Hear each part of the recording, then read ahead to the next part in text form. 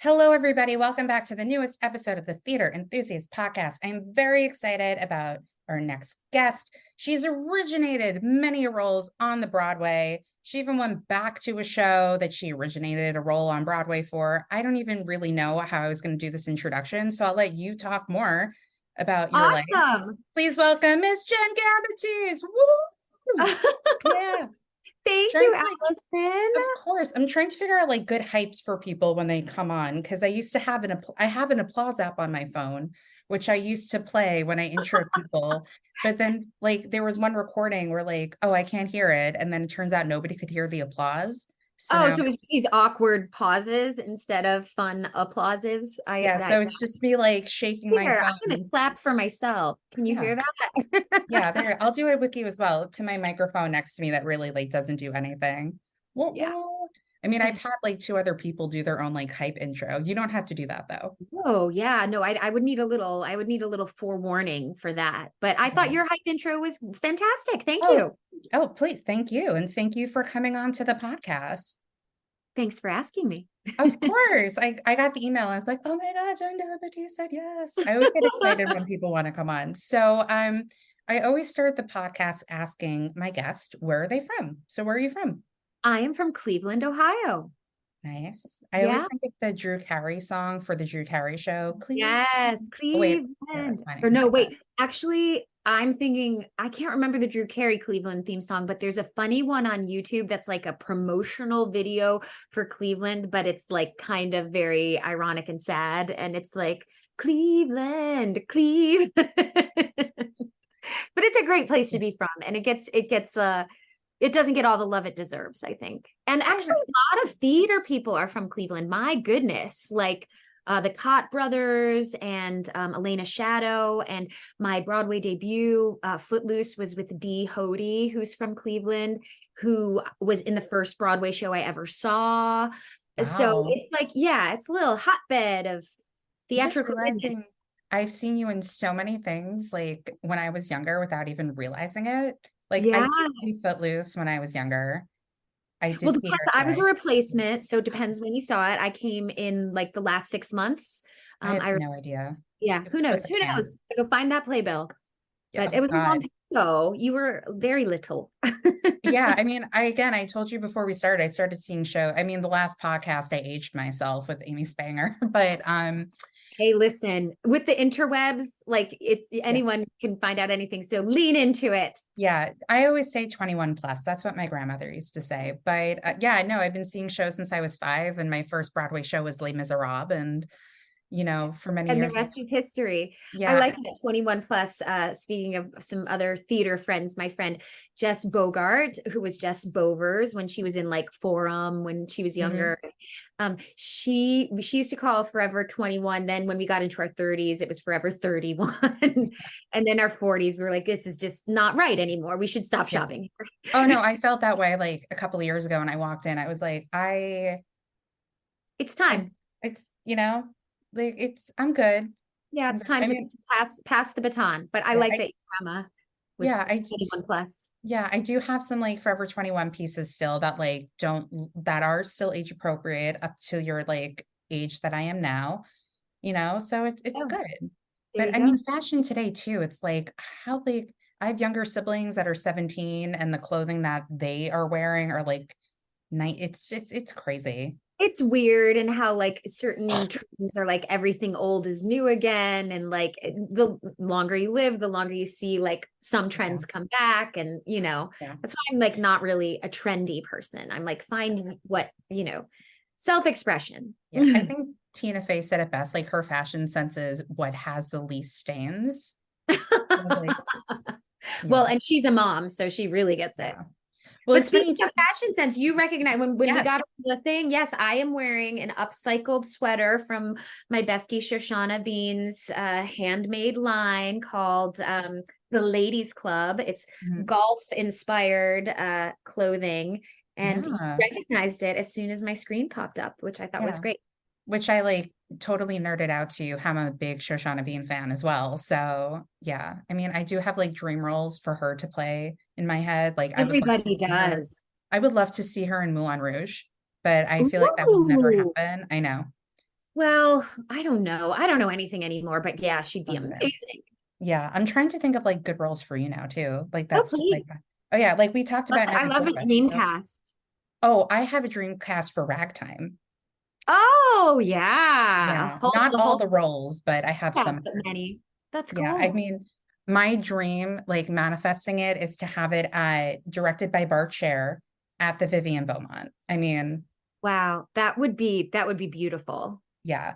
Yeah. So, and just like Joshua Henry as like Cole House, and Oh then gosh. And we'll build from there. oh, and I I'll have put my both name some of it. in the ring for Mother. That would be amazing. Yeah. I mean, I honestly I had somebody in mind, but then I flip back and forth with who could be mother. So Well, at the end of the day, it would be Bart's decision. it would be. I know. I just like be like manifesting it to him, be like, hey, by the way, like ragtime would be great for you, just It saying. really Like, would actually. I mean, he's such a powerfully visual, yeah, he really creates a world. That would be yeah. cool. And the amount of research he also puts into his shows as well. And that's what I really liked about Fiddler was their choreography wasn't like, I don't want to say gimmicky. I don't think that's the right word, but it was more authentic. And I like to think it was like a little bit like nitty and grittier and like dirtier. And that's what I appreciated Cool. with Oh, Fiddler. cool. Yeah, I Yeah. didn't see that version. And there were so many like versions in recent years. Yeah. Well, getting back to what you said about like how you feel like older when these trends come around, I was like, oh, this show that came out when I was in college is now getting revived. So that's how I feel old. So Yeah. when like, Color Purple, the revival happened, and then the Spring Awakening, Deaf West happened, it's like, Mhm. oh, now we're of that age where we're seeing these revivals of original musicals that came out when we were younger. Yeah, that'll do it. There's another moment where like if you have a larger family, like where younger cousins or nieces or nephews begin driving and getting married, and my oldest nephew just had a baby, so that'll do Wow. it. And then what else is another thing? Oh, like if you're a sports fan at all and you realize how young the professional players are, like, and when they were Yeah. born, and like, because when you grow up watching sports, they're like, oh, they seem so adult, and now you're like, Yeah. oh, they're babies. Yeah. Or like Yeah. Aaron Tveit just turned 40 and you're like, oh, Mhm. that happened. So anyway, just to like bring it back to theater. Yes, Um, please, always do, yeah. always do. So you grew up in Cleveland. What got you interested in performing? What got me interested in performing? Well, I was always loved music. Hmm. And so my dad's Catholic, my mom's Protestant. Catholics aren't known so much for like really great music. But my mom's church had like, a youth choir and did like little pageants, and I did, a summer theater camp that I kind of got bit by the bug. But I would say, and it's like it's a little darker for the audience, but it was a little bit tough in my house at that time. I had an older sister that went through a lot of like a mental health crisis, and she's 10 years older than me, and I think it was a bit of an escape, really, that I could sort of it was sad watching her go through such a hard time. I mean, she's wonderful now, so, like we're Yeah. all, but when I was very young, like it was rough in the house, and I think that theater gave me an escape from, Yeah. to pretend to be somebody else's life. Yeah. Well, I think Yeah. that's what's so great about theater too, because if I do remember to ask this question at the end, I always say why theater is important. And I think that's, there's a plethora of reasons, but I think escapism is also a huge part of it as well. Yeah, and I would say escapism, like not in an avoidant way, Yes. but in a focus on other things way, Mhm. or and compassion. Like I don't think of it as like avoidant. Yeah. I think that is escaping into my imagination and creativity just helped me focus on, at that moment, better feeling things. So just to like kind of sidetrack a little bit, but also bring it back to what I was going to bring up later, but I can bring it up now. You're Sure. actually teaching a class this Saturday I for like, am. yeah, younger kids. Is that, I mean, depending and how the age range is 12 to 18. 12 to 18 for this particular class. So although I've taught in the past younger, I love teaching older than that college age, but it's something I really enjoy doing because kids come to the theater world for all different reasons. And I just love working with them. So this is happening next Saturday at Open Jar Studios. And it's an opportunity. It's a musical theater masterclass, really focusing on song interpretation. So the kids come in and they perform their song, and then they coach with me, and I have some special guests coming and they get feedback. And my intention is really to create like a safe and supportive space where they can, like open up, take risks, try things that they're a little afraid to try, and leave with some more tools in their toolkit. So that's what we'll be up to. Is it depend? Because I've asked many people who've come onto the podcast who also teach, is there anything in particular that you want students to take away that you teach specifically in your class, or is it dependent on each student? Well, there's some general stuff that I like to give to all of them, which is like basically this sort of 3-step approach, a kind of down and dirty, like crack at a song and a character that is pretty simple for them to remember in terms of approaching the song from their emotional preparation, which would be like the dominant emotional feeling at the top of the song, right? Because in musical theater, it's always the people who don't get musical theater or don't like it's like, well, why are you singing? You know? Yeah. And you being such a theater fan would know that why people sing in a musical is because the emotional stakes become so heightened that speaking is no longer sufficient. And then the emotional stakes get even higher, which is when you dance, you know? So breaking down a song for the kids by looking at their emotion, the character's emotional preparation, the dominant feeling at the start of the song. There's gonna be all different beats and paths that it takes through the journey of the song, but you know, you got to fill yourself with that feeling before you open your mouth to sing, right? To make it connected. The relationship in terms of who they are singing to. A lot of times in musical theater, that relationship is it's like in the case of Carousel, literally a soliloquy. So, but even if you're doing whether singing or acting, a monologue or soliloquy, you're still in relationship to yourself. To maybe it's your higher self, maybe it's your younger self. Like the reason you're hashing something out in a monologue or a song that is to yourself is because you're engaged in a relationship with yourself at that moment. And then your through line of the song, like what am I doing to, or what am I trying to do to or get from the person I'm singing this song to? Yeah. What is my intention? Yeah. So we break that all down. And but I think those 3 things have served me so well for decades. So that's sort of the nitty-gritty of the song work part. But then there's the work of just being connected in the room and answering their questions about Broadway. You know, what was my path to get there? What were my special guests' path to get there? So it's gonna be fun. Yeah. I mean, they can also listen to the podcast, find some of that out too. Hey, there you go. Yeah. For, you know, not the cost of the class. Well, I mean, spend money on the class so you can get like the full experience. And then like, if you were like, oh wait, what did she say? Then go back to the podcast. Go back. Yeah, that's right. You know, we want to like make sure we have people for your class. It sounds delightful. So it's interesting that you say that too, because you have been replacement for certain shows. You know, going back into Hairspray as Penny after like understudying, and then also being a replacement in School of Rock, which by the way, I curse. People can curse on the podcast. Oh, good. Good to know. Yeah.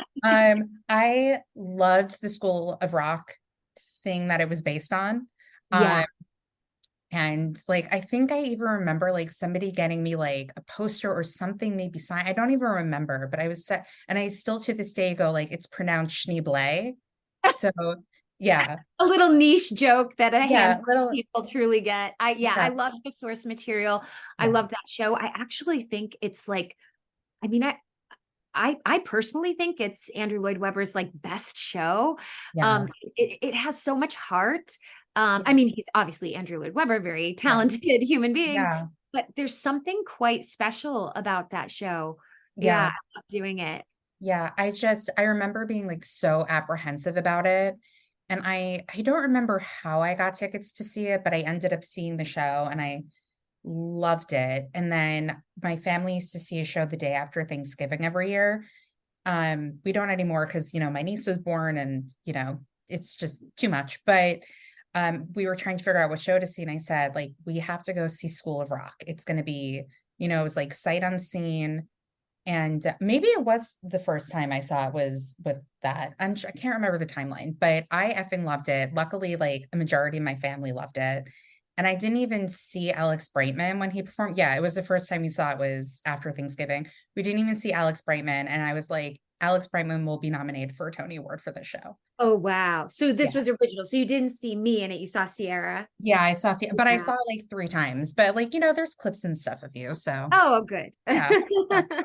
But so going back to the actual question, so because you're replacing people, how do you bring your own spin on it? And also that goes the same with Wicked, going on tour with that, because Wicked coming up on its 20th anniversary next week, that role is so iconic. You've had so many other people play that part.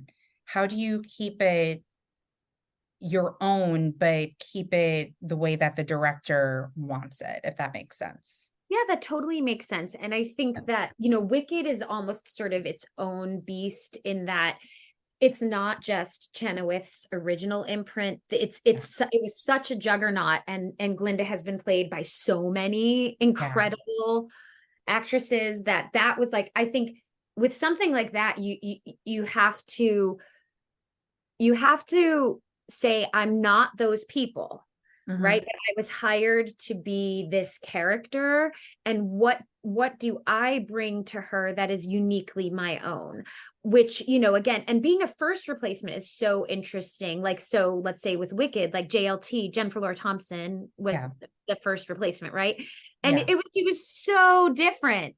Yeah. And I think that's a credit to Joe Mantello and Lisa Leguio, his associate director, of like letting people find their way into this, in the case of that show, literally well-oiled machine. It's like this steampunk. Yeah. It's really like, I thought you were saying like steampunk thing. I'm like, yeah, that's the set, and you said it. So yeah, it's the steampunk set. And so you're really, and it's just a massive, massive show. So, your job as a replacement is different from when you're originating, in that like you want to bring yourself to it, but there are confines that already exist that like you must honor, because you can't, you're not going to change the structure of the show, right? You can only bring your special sauce to how you inhabit. So yeah, I think that my approach to that, be it Glinda or some other iconic roles, would be like Annie Oakley, Maria von Trapp, they're very. We will talk about it. Don't worry. Very I'm just like obsessed with like who played your Captain Von Trapp. Oh, okay, great. We'll get there in a second. Because I was like, wait, is that who I think it is? It sure was. Yeah. Wasn't that cool? That was cool. We'll get there that's a little teaser for your audience. But anyways, roles that are, were just imprinted by their originators. So it's like really approaching what's on the page. So you said, I think in your original question was about like the director's intention or vision, but I think it's that, and even more so the author's intent. And that's I think our job as actors, no matter what, is like we are bringing to life an author's intention. And that's why I love creating new works with living playwrights, because it's like so cool to collaborate in that way. But yeah, should we jump ahead to Sound of Music and my dreamy Captain We Von can Trapp? jump all over if you want, but I will say, like, really quickly, I think I remember this saying that like theater is a playwright's medium and like film is a director's medium. Oh So yeah, that's yeah, very true. Yeah. yeah.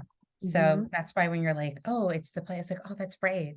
Anyway, so yeah, you've done a lot of regional. You've done, as my research has shown, two productions at the opera, the Chicago Opera Lyric. Chicago Yeah, lyric opera of Chicago. thank you. Chicago I lyric just, I totally just yodered that. So you did a production of Carousel with Stephen Pasquale, which I'm not gonna lie, I think a lot of people were hoping that that particular production was coming to Broadway. Yeah, a lot of people in the cast too. Yeah. But then there was a different production. I will say, like, as controversial as Carousel is, it is one of the two musicals that will make me cry. I probably like ugly cry the most at like the end of Act One and then like the entirety of Act Two. Oh yeah, it'll get you. Yeah. It's just it's such a I don't know, this beautiful coalescence of book and song and also I think it's so interesting with those golden age pieces of like when they were written. Speaking of like a playwright's medium, like Yeah. it's so important to remember what was going on in the world and societally when the show was originally written. Yeah. I That knocked my head very hard if anybody's like wondering. yes, yes, yes, yes. Yeah. And that's where you know, it's interesting when directors approach those pieces, like, and with choices that they'll make. That was the second production I'd done of Carousel. I had done a beautiful production first at Goodspeed Opera House, which was set in the original time period, it was quite magical. And, you Yeah. know, that stage is a postage stamp. Mm. And then the Lyric Opera of Chicago stage is a football field. Yeah. And that was one huge difference in those in doing the show twice in very different settings. But also that Chicago production was Rob Ashford set it in the 1930s, which was really interesting in terms of like what was going on in the world in the 1930s versus the turn of the century when it was set originally. It was actually challenging for me as Carrie Pipridge because although the show changed time period, the script stays the same. Yeah. And Enoch Snow and Carrie Pipridge are very rooted in the turn of the century language, and they're sort of a much needed like lighter more comedic duo than you know, Billy and oh my gosh, Julie Jordan.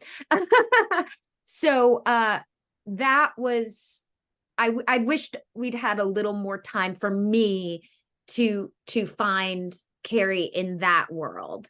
I was also pregnant with my second child during that production, so that brings another level of this is just another person with you on stage.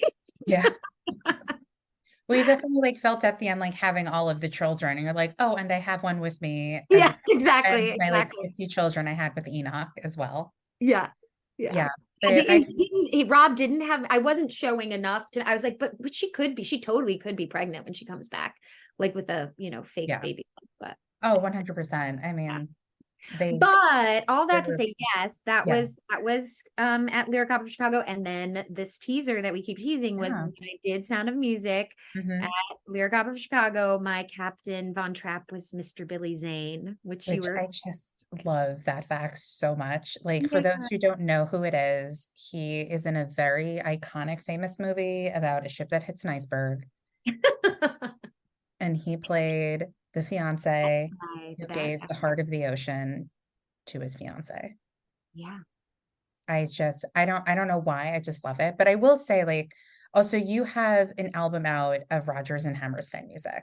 I do. And I love that because I am a huge, I mean, I will say I don't know all of the shows, but growing up, when I went to college, I will admit I was very green going into college because I didn't have like a great high school theater teacher who like You had a high school theater teacher? I had a drama club, and the advisor, bless his heart, he was the shop teacher. He was sweet. What was his name? Mr. Hall. Oh my God, Mr. Hall. Is this like a movie about a girl named Cher Horowitz? Just reference.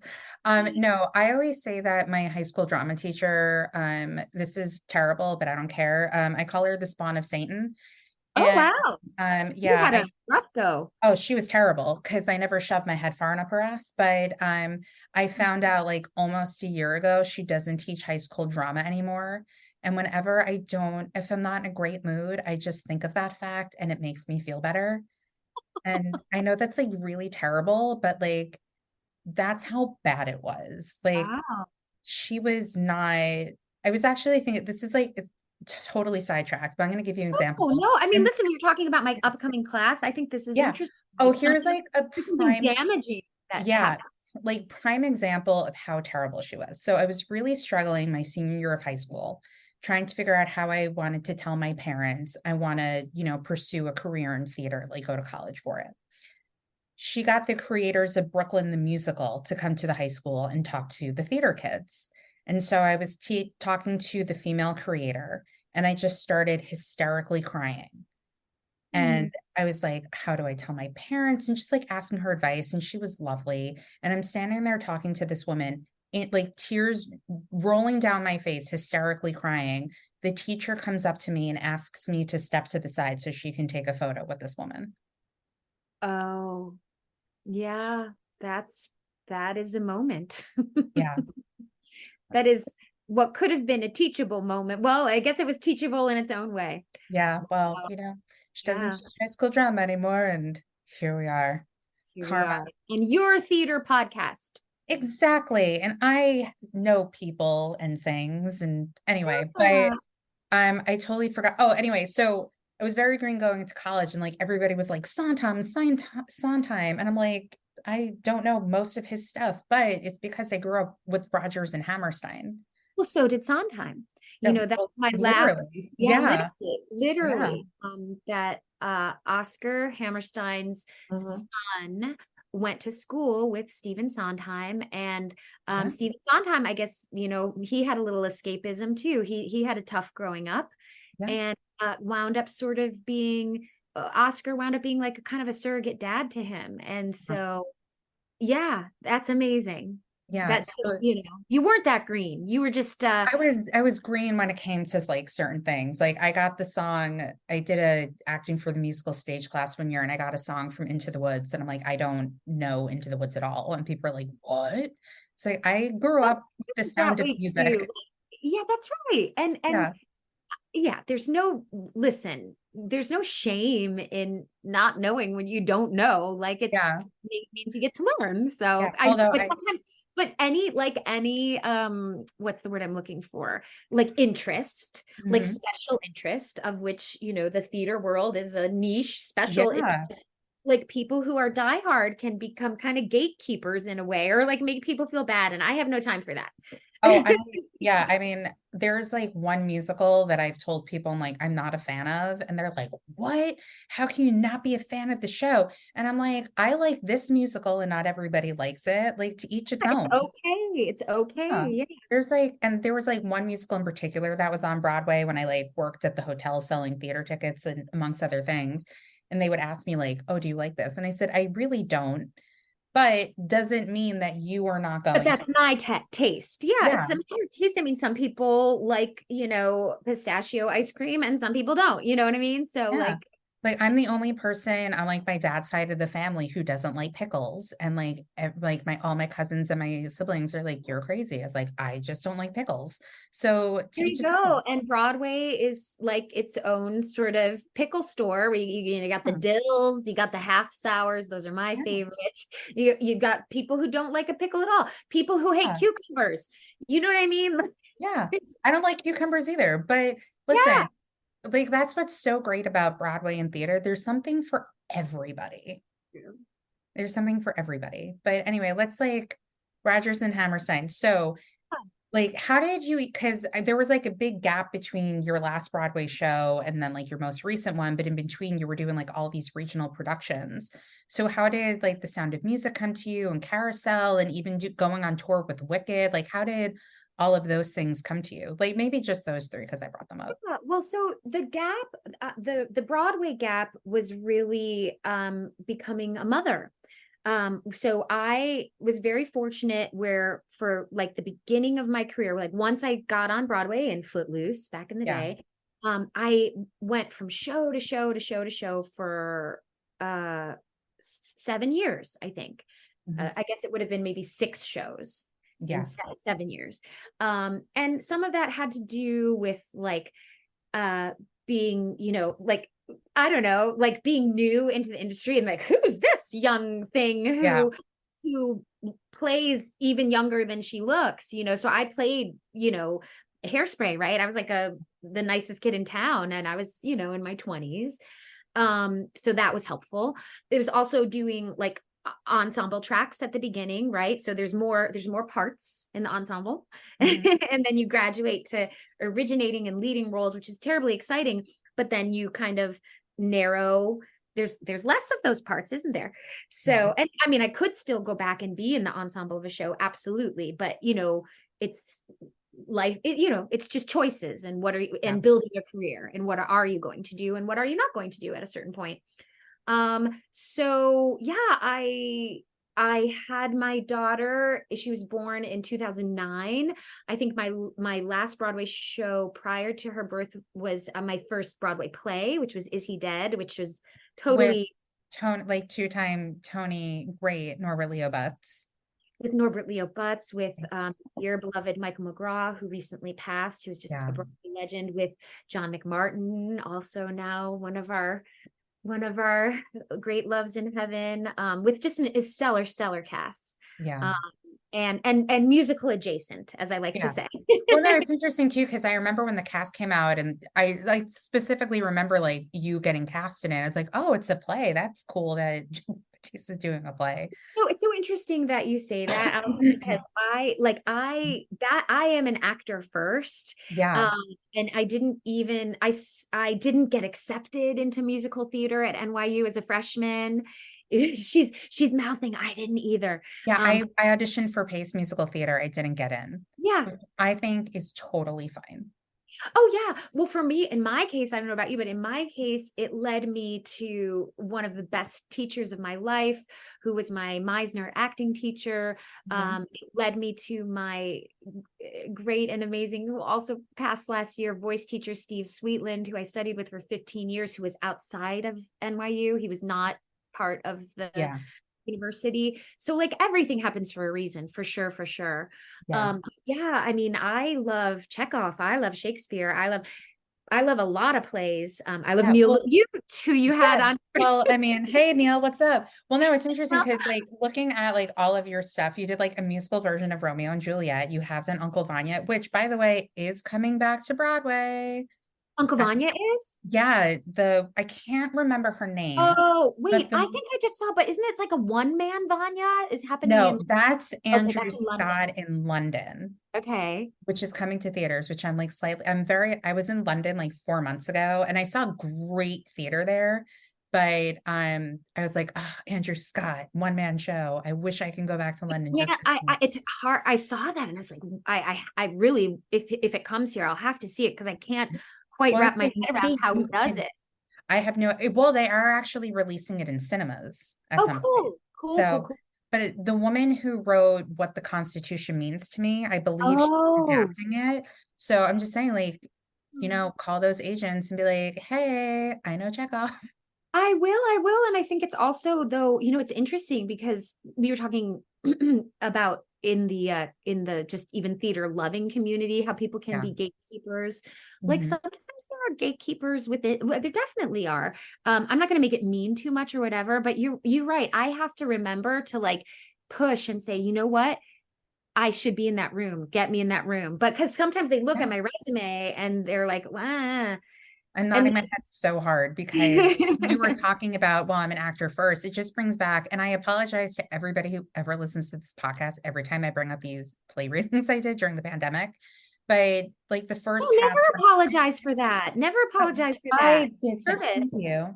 I used to do like Q&As with the actors, and we only did plays. We never did musicals. And say like majority of our actors were musical theater performers. And a lot of them would say, you know, the reason I got excited about doing this is because it's a play. And the thing is that, you know, if you're a musical theater performer, so many people like pigeonhole you into being like, oh, well, they're musical theater. They can't do the other things, which is so not true. And let me tell you what, that last Broadway show I did before becoming a mother, Is He Dead? It was a Mark Twain farce. Yes. It's a great story. We won't get into it on this podcast. I've talked about it on some other podcasts, but of how it came to Broadway and everything. And David Ives had like helped Mark Twain. Mark Twain was many things. He was not a playwright.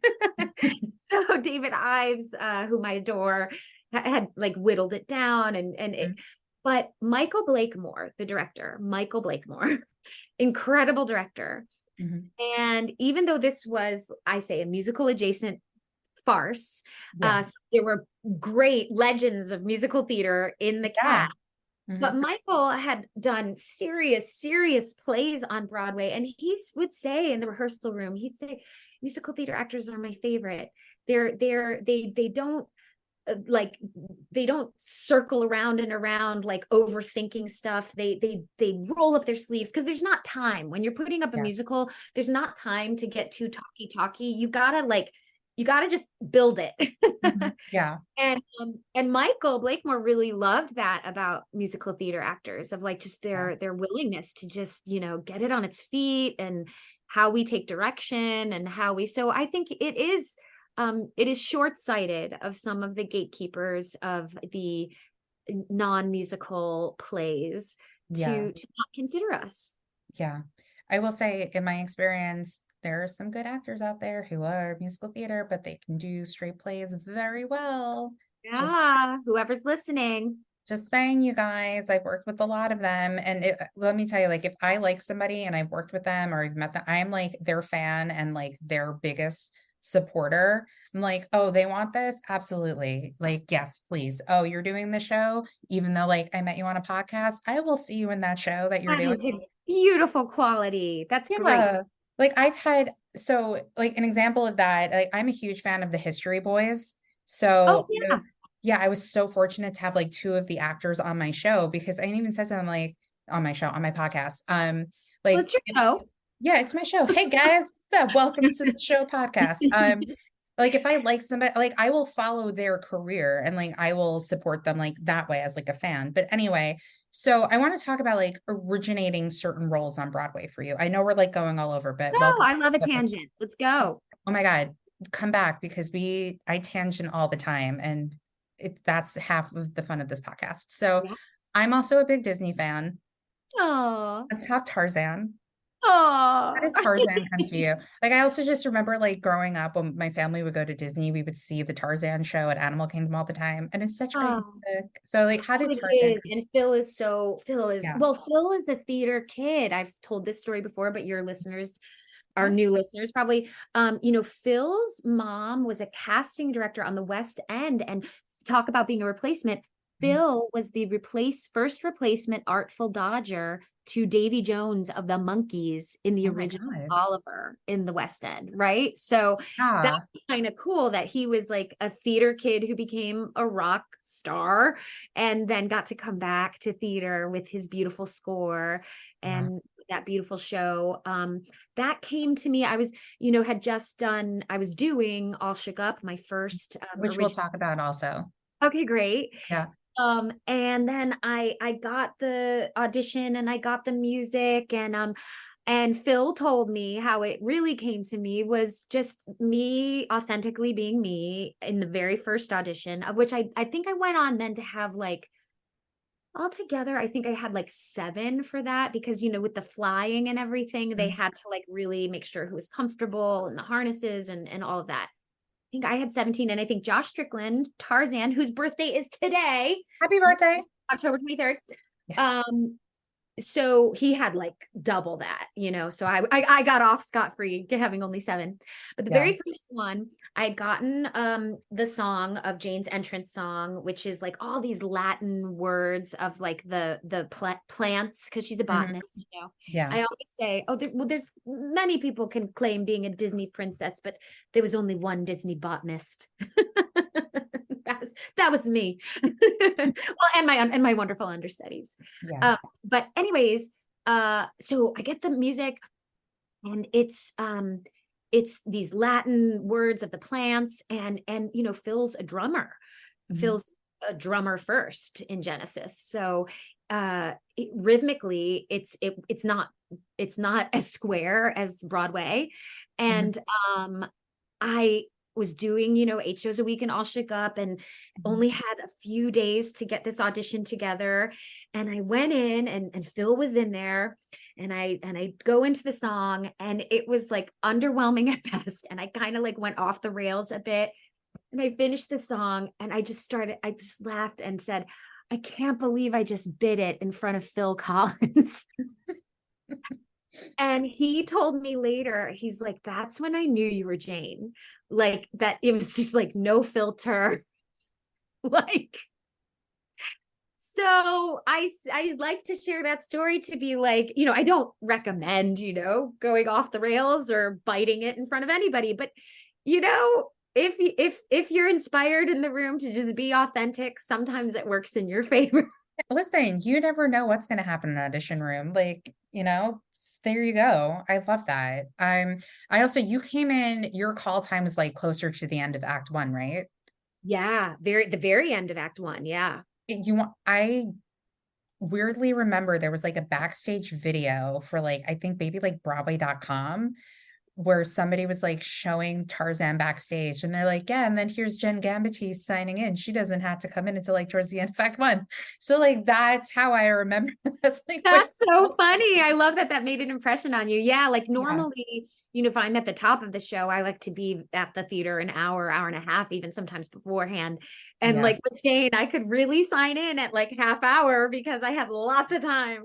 Yeah. So let's talk about All Shook Up, because I feel like the show didn't get its due on Broadway, but it has like, I feel like a big life after, which I feel like happens sometimes with certain productions. And I say that because when I was in college, they actually did a production of All Shook Up. Yeah, colleges, Yeah. colleges, high schools, community theaters. It has a huge life, which makes me very happy for Joe DiPietro, because he's great. So how did that, because wasn't that like your first big like originating a leading role and like leading a company with the glorious Cheyenne Jackson? Yes, yeah. Which his story with that is almost like akin to Sutton Foster's with Millie. Yeah.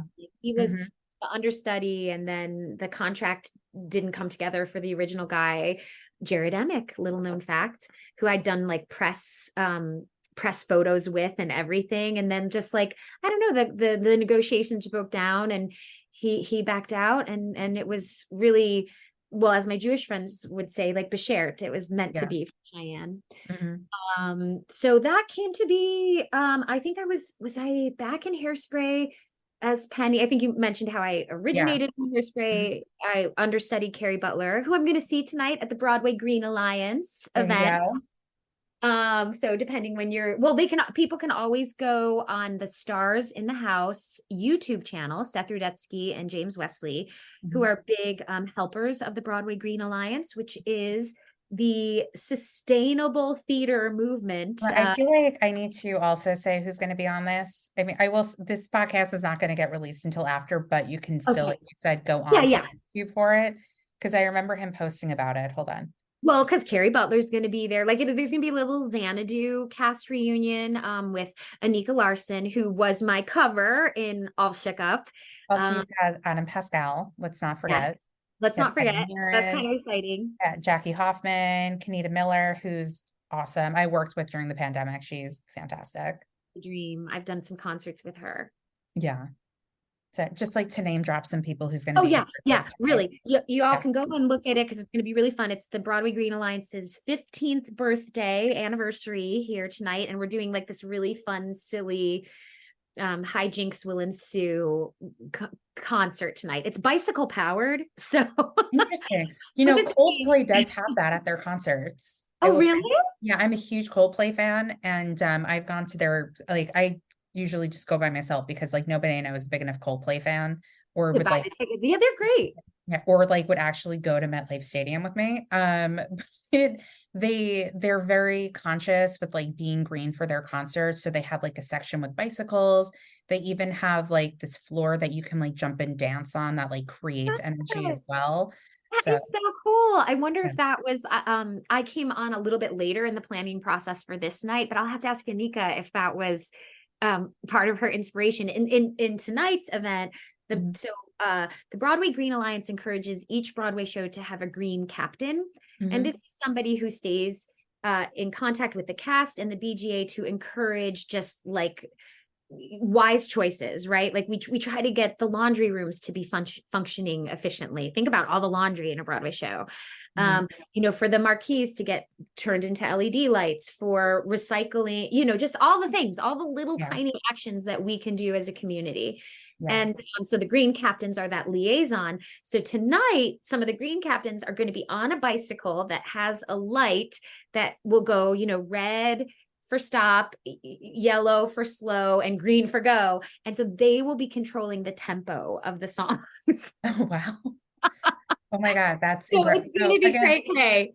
This is going to be released like after, but if you're listening to this, I highly encourage watching this on YouTube. I will probably be watching this. Yes, yeah. What's going on, but that's amazing.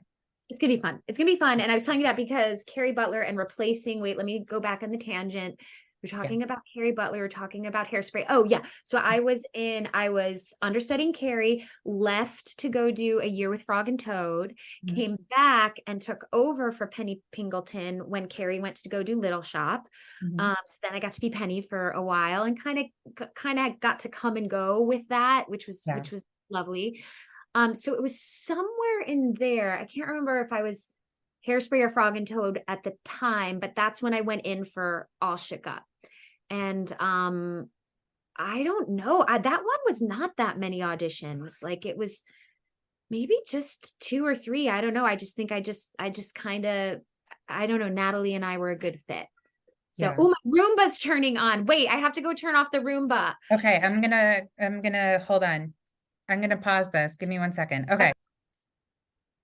We're back. Honestly, I did not hear your Roomba, so don't worry. Okay. Well, there's one downstairs going right now, but you won't hear that. I don't, you know, it's my old roommate. She won a Roomba in a raffle and we named it JJ after Jonathan Groff and Jeremy Jordan. Oh, cuteness. Like the name of our little Broadway Roomba. Yeah, I just learned that you're supposed to name your Roombas. We have not, but really? I just like naming things. I've named things that I've totally forgotten that, like I named my couch and I forgot that I named her. So I love her. I love that she's like picturing her, your couch. Yeah, her name is Martha, but you have to say it like that. How like Rodney Dangerfield would in a movie, Martha. Played a soccer coach. I don't want to like say the names of the movies, but yeah. So because of the strike. Yeah. Although like I think I half love it, but I'm not SAG-AFTRA, so I think it's fine. And I've watched other things where it's fine. Dogs appear in podcasts as well. It's fine. Yes, yeah. I'm taking off his little rattly chain. Come on, you can come up here. Okay, sorry. Yeah. I like it. This total side note, but I don't know what the poster is, but I like what your poster is behind you. It is. I mean, you're seeing also the reflection of the window. It is sort of like a blurry version of the chandeliers at the Metropolitan Opera, which are just very special things. Yes. So it kind of looks like Sputnik or like the Cosmos. It's really, I like it too. Thank you.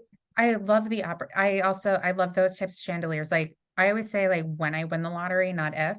Ooh, love it. Yeah. But one of my goals when I win the lottery is to have like a great comet room and just like like very like lavish and red and have like a great comet chandelier. So that's again theater nerd. Anyway, so What else? I wanted to talk to you about Mrs. Doubtfire. How Yeah. did that come into your life? And do you also just now have to play roles that were originally movies? Just joking. No, I know, right? No, I That do was my not. terrible joke. But it is, there are a lot of them on my Listen, Uncle Vanya this spring, yeah. starring Jenn Gambatese All at right, my favorite Broadway theater, the tomorrow. Vivian Beaumont. Like, Yeah, it is it's my favorite Broadway theater. You know, it's so funny. Back in the day when I started in my career, I used to like, actors can sort of get the breakdowns that are what the agents and the casting directors work off of. And, I was a bit more of a, had my finger on the pulse to be like, really pushing. Yeah. And then I got to a point, having my children and being like, I know my agents have my best interests at heart. Like I don't need to like be on them, but like this conversation remind me like, yeah, we should call him about Uncle Vanya. Why not? Well, it's so interesting that you say that because like just weirdly, like two particular conversations on my podcast came to mind. One of them, I don't want to like name people. Maybe listen to the podcast and find out who they are. One of them was talking about how they did Romeo and Juliet on Broadway. And that like the agent wasn't really like doing anything for them. So he went to an open call for the show and then he got cast. Yeah, it And happens. then I was talking to the cast of so when I was in London, they were doing a production of Neil LaBute's The Shape of Things. And I have a very special place in my heart. That's the first show I directed during the pandemic. That's how I like got a relationship with Neil LaBute, was because he did a Q&A with us after. So I was very lucky enough to interview the cast of that show. Luke Newton, who is in a very popular streaming service show on Netflix, where he's going to be romantically like it shall be remain nameless until this strike is over. Yes, and then like Amber Anderson, who's on a show, and so there's one of the actors who played Philip, Majid, whose his last name I cannot pronounce, and I apologize to him when like I met him, and I was like, I've tried, I cannot pronounce your last name, and he was so nice about it, but he was talking about him auditioning for the show, and he was saying that sometimes if you do like a lot of film and television, people don't think of you for theater. So he himself like reached out to whomever he had to reach out to audition for the show. Yeah. Yeah. No, listen, it's good. This conversation is reminding me to like, keep taking an active role in soliciting opportunities. It is part of the business of show business. It's challenging. It's challenging to remain in this business while raising small humans and a crazy dog who you just saw. Yeah. Well, I mean, just to like sidetrack a little too, because I did want to ask, because we do have like 5 more minutes left, but I did want to sidetrack a little bit because you mentioned, being a mom in this business. So, as a mom in this business, how do you juggle all of that stuff? You're doing a show 8 times a week. You have 2 kids at home. You have a dog that I just learned have this dog that's barking in the background. And 2 Roombas. Like, how does that? 2 Roombas. How do you do it, Frankie? Yeah. I know you've been very patient. Oh, he's very cute. But oh my God, this is going to be a nightmare. Okay. Frank, you gotta be quiet. How do you do it? You roll with it. Yes, you roll with it. You prioritize differently. I wonder if it's the Roomba downstairs that's making him crazy. But see, listening audience, this is how you roll with it. Literally, because Roombas roll. Roombas roll. We're gonna be friends. We're gonna be friends now. Yeah. One thing you have to let go of is perfectionism in terms of I mean, look, once you become a parent and your life expands in a different way, like you do still have to put in the work with your auditions, but it's not the same. You don't have the same time or bandwidth or whatever. You have to find it, you have to create it. You can't, but it's hard. So the how do you do it? You prioritize differently. You say no to certain things that you would have said yes to in the past. You check in with your spouse and your kids, because if they're in a season of their life where they just need you, you realize that life is long and a career is long, it's more important to be present with your people. Mm-hmm. If you have the luxury of being able to do that financially, then there are other seasons where you got to say yes to the job because you got to bring home some more bacon. Like it's, I don't know how. That's like, it's a great question for probably another episode, but you're welcome to come back on because I feel like we have I would love to. I would really, really love to. This Jenn has been Gambatese part 2, absolutely. gosh, I love it. And then like I'll wear like a golf thing. I don't know. I have nothing golf related in my apartment that I could Me wear. neither. Although this now I want to like be inspired. I go golfing. I'm really is this like should we pause here then and like plan a part 2, leave them hanging? Yeah, if you want to, absolutely. But I mean, we can just say with Mrs. Doubtfire, like you have talked about it on another podcast, so we don't have to like go full into it. But I will say the thing about, you know, what you were saying with being a mom. I mean, I don't have kids. I'm not like anywhere close to having kids because I'm super single. So if you know any good looking single straight guys, let me know. I know. Gosh, they're in not a, we need some more supply of them. My God, like, we can have a whole podcast about like how the dating world right now is just like, oh girl, I found my person and I found each other before that all took off, and it's hard. I know that it's hard. Yeah, it's terrible. But anyway, enough about my non-existent love life. But I was gonna say, I think like for whomever is a mom in the industry, they probably feel the same way, or their answer is totally different from what you have because everybody's different with how they do whatever it is that they do. Yeah, absolutely. And sometimes, you know, like what I just said is like it's more important for me to be with my people when they need me, right? Yeah. But sometimes it's more important, and there are other times where it's more important for me to fill my creative, artistic, spiritual well by taking the job and by showing my daughters that like that's important too, right? So it's, yes, every person is different, every time of life is different. Things move from the front to the back burner. But yeah, I don't know, I'm still figuring it out. Yeah. Well, I think it's a good way to end part 1 of Jenn Gambatese, the podcast. I love it. It flew by. It absolutely flew by, which means I will very happily come for part 2. And I hope your listeners enjoyed part 1. Yeah. Well, I will say before we go, can you tell everybody where they can go to sign up for your class? Yeah, they can just go to my website, jenngambatese.com, and there's right on the landing page, there's a link to click for the class.